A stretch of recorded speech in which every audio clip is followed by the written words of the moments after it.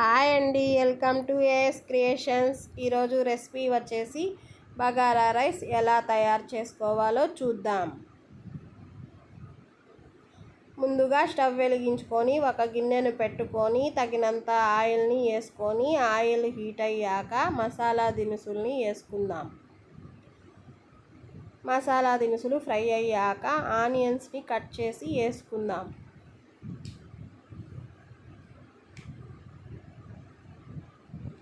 ఆనియన్స్ని బాగా ఫ్రై చేసుకోవాలి. 4 పచ్చిమిర్చిని యాడ్ చేసుకుందాం. పచ్చిమిర్చిని కూడా బాగా కలుపుకొని మూత ఉంచుకొని మగ్గించుకుందాం.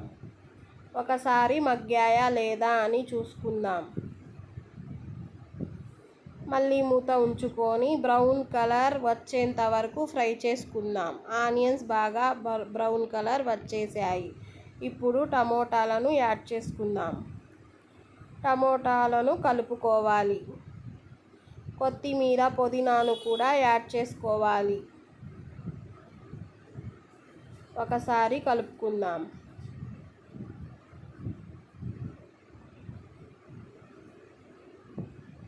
టమోటాలు బాగా మగ్గాయి. ఇప్పుడు 2 టేబుల్ స్పూన్ల అల్లం వెల్లుల్లి పేస్టుని వేసుకుందాం. అల్లం వెల్లుల్లి పేస్ట్ కూడా బాగా ఫ్రై చేసుకుందాం. అల్లం వెల్లుల్లి పేస్ట్ బాగా ఫ్రై అయ్యేంత వరకు ఫ్రై చేసుకుందాం. ఇప్పుడు 1 స్పూన్ కారాన్ని వేసుకోవాలి. కారాన్ని కూడా బాగా ఫ్రై చేసుకోవాలి. 1 గ్లాస్ బియ్యానికి 2 గ్లాసుల వాటర్ చొప్పున వేసుకుందాం. తగినంత ఉప్పుని వేసుకుందాం.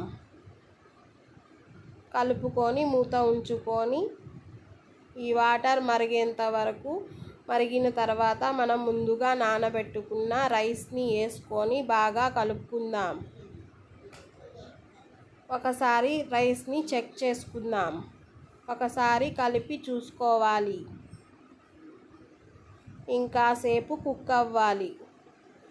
సిమ్లో ఉంచుకొని మూత ఉంచుకుందాం.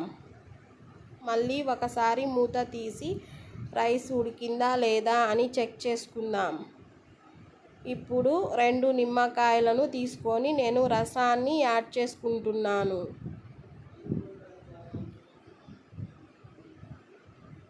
మూత ఉంచుకొని కాసేపు ఉంచుకుందాం. ఇప్పుడు ఒకసారి కలిపి చూద్దాం.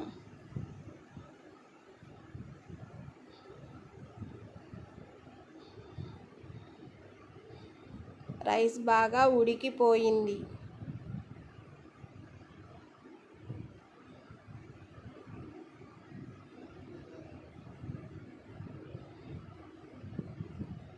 రైస్ ఉడికిందా లేదా అని ఒకసారి వత్తి చూద్దాం.